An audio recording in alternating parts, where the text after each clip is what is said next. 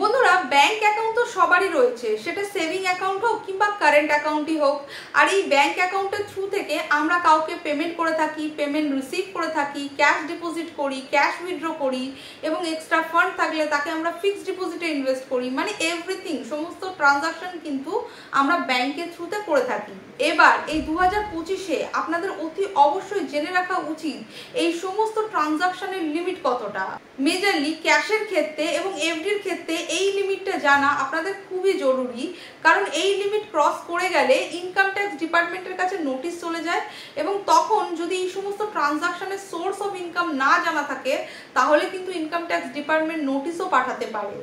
আজকের ভিডিওতে মেনলি আমরা আলোচনা করব একজন ইন্ডিভিজুয়াল তার নামে মোট কতগুলো অ্যাকাউন্ট ওপেন করতে পারে এবং একটা গোটা ফিনান্সিয়াল ইয়ারে আপনারা মোট কত ক্যাশ ডিপোজিট এবং উইথড্র করতে পারবেন এবং ম্যাক্সিমাম ফিক্সড ডিপোজিটের লিমিট কতটা একটা গোটা ফিনান্সিয়াল ইয়ারে, এবং তার সাথে সবথেকে পপুলার ইউপিআই ট্রানজাকশন লিমিট যেটা র্যান্ডামলি বেড়েই চলেছে সেটাও জানবো এবং তার সাথে সাথে ক্রেডিট কার্ডসের লিমিটও ডিসকাস করব।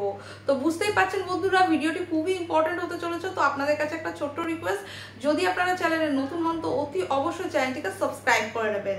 সবার প্রথমে ক্যাশ ডিপোজিটের লিমিটকে নিয়ে বলবো। যদি একটা গোটা ফিনান্সিয়াল ইয়ারে আপনাদের এগ্রিগেটেড ট্রানজাকশন মানে যতগুলো ক্যাশের ট্রানজাকশন হয়েছে সেটার মোট ট্রানজাকশন কিংবা যতগুলো সেভিং ব্যাংক অ্যাকাউন্ট রয়েছে তাদের মোট যে ক্যাশের ট্রানজাকশন রয়েছে সেটা ডিপোজিট হোক বা উইথড্রল হোক, তার অ্যামাউন্ট যদি 10 লক্ষ টাকা বা তার অ্যাবভ অ্যামাউন্ট হয়ে থাকে তাহলে তার রিপোর্টিং কিন্তু ইনকাম ট্যাক্স ডিপার্টমেন্টে করে দেওয়া হয়। এবং তখন যদি ইনকাম ট্যাক্স ডিপার্টমেন্ট সেই ট্রানজাকশনের উপরে ডাউট ফিল করে বা কোনো সাসপিসিয়াস মনে করে তখন কিন্তু আপনাদেরকে নোটিশ পাঠাতে পারে এবং এটা আপনারা চেক করতে পারবেন আপনার এআই স্টেটমেন্টে।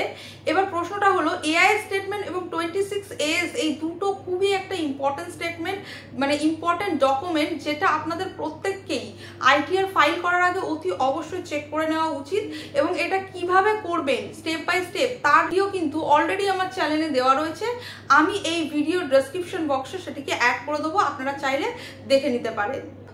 এটা তো ছিল সেভিং ব্যাংকের জন্য। যদি কারেন্ট অ্যাকাউন্ট হয়ে থাকে মানে যারা বিজনেস করে তারা যদি একটা গোটা বছরে এই সেম ক্যাশের ট্রানজাকশন ডিপোজিট বা উইথড্রল এর টোটাল ট্রানজাকশন যদি 50 লক্ষ টাকা বা তার অ্যাবভ হয়ে থাকে তাহলে কিন্তু তার রিপোর্টিং ইনকাম ট্যাক্স ডিপার্টমেন্টে চলে যায়। এবং একটা সিঙ্গেল ডেতে যদি আপনারা ক্যাশের ট্রানজাকশন 2 লক্ষ টাকা হয়ে থাকে তাহলে কিন্তু তারও কিন্তু ইনফরমেশন ইনকাম ট্যাক্স ডিপার্টমেন্টকে করে দেওয়া হয় এবং সেই রিপোর্টিং ওয়াইজ যদি তাদের মনে হয় যে এই ট্রানজাকশনে ডাউট রয়েছে তার জন্য কিন্তু নোটিশ পাঠাতে পারে। এবার অনেকেরই প্রশ্ন, আমরা তো 2 লক্ষ টাকা এরকম অনেক ট্রানজাকশন করেছি বা বছরে আমাদের 10 লক্ষ টাকারও বেশি ট্রানজাকশন হয়েছে, আমাদের তো নোটিশ আসে না। দেখুন, ইনকাম ট্যাক্স ডিপার্টমেন্ট যে কোনো প্রিভিয়াস 8 ইয়ার্সের ট্রানজাকশনের যে কোনো ট্রানজাকশনের জন্য যদি ডাউট ফিল করে তার জন্য কিন্তু নোটিশ যে কোনো সময় পাঠাতে পারে।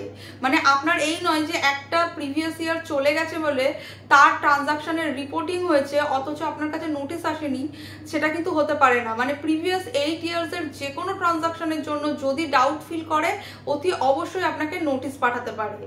এবার কথাটা হলো যে আপনারা কি অ্যাবভ 10 লাখের বেশি ট্রানজাকশন করবেন না? অবশ্যই করতে পারেন, তার কিন্তু কোনো রকম আপনাকে গভর্নমেন্ট কিন্তু বা ইনকাম ট্যাক্স ডিপার্টমেন্ট বাধা দিচ্ছে না। যদি আপনি proper source of income explain করতে পারেন তাহলে ওয়েল অ্যান্ড গুড। মানে এমন না হয় যে আপনি আইটিআর ফাইল করছেন 5 লক্ষ টাকার, এদিকে আপনি আপনার অ্যাকাউন্টে 20 লক্ষ টাকার ক্যাশ ডিপোজিট করছেন, তাহলে এই যে টাকাটা ট্রানজাকশন করছেন তার সোর্সটা কোথা থেকে আসছে?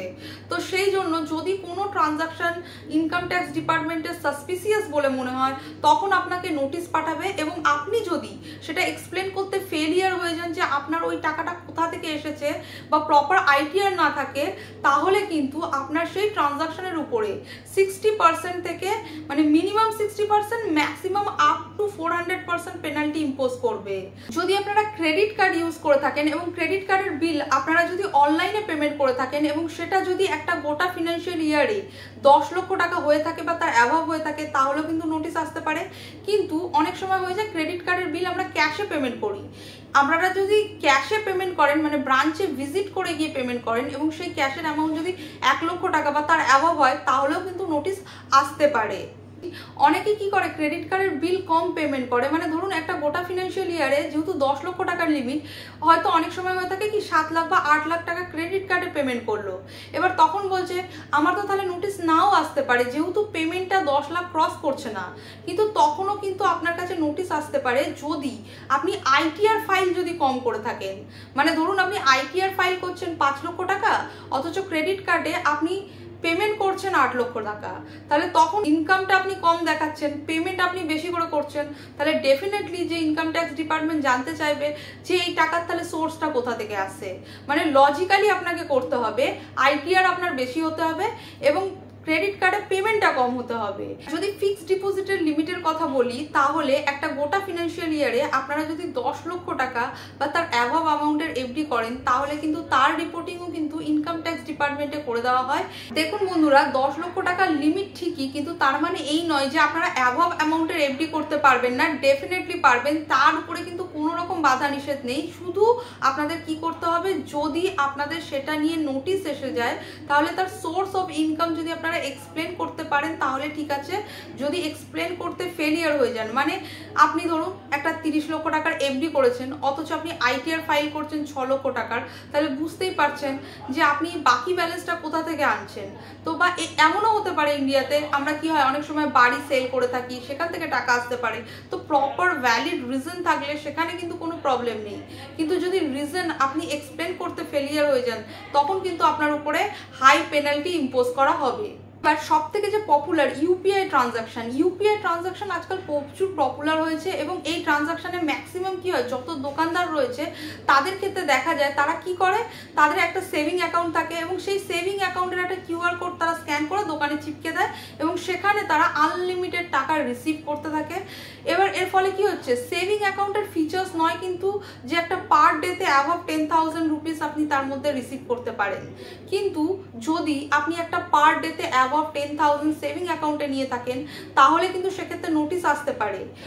এই ক্ষেত্রে আপনাদের কি করা উচিত না, একটা কারেন্ট অ্যাকাউন্ট খুলে নেওয়া উচিত, যেখানে আপনারা যত খুশি আনলিমিটেড ট্রানজাকশন করুন, কারণ যে অ্যাকাউন্টটা যার জন্য সুপিরিয়র সেটা ওপেন করলে আপনাদের কিন্তু নোটিশ আসবে না, কিন্তু সেভিং অ্যাকাউন্টে যদি একটা সিঙ্গেল ডেতে 10,000 টাকার বেশি অ্যামাউন্ট ট্রানজাকশন করেন, তাহলে সেক্ষেত্রে কিন্তু নোটিশ আসতে পারে।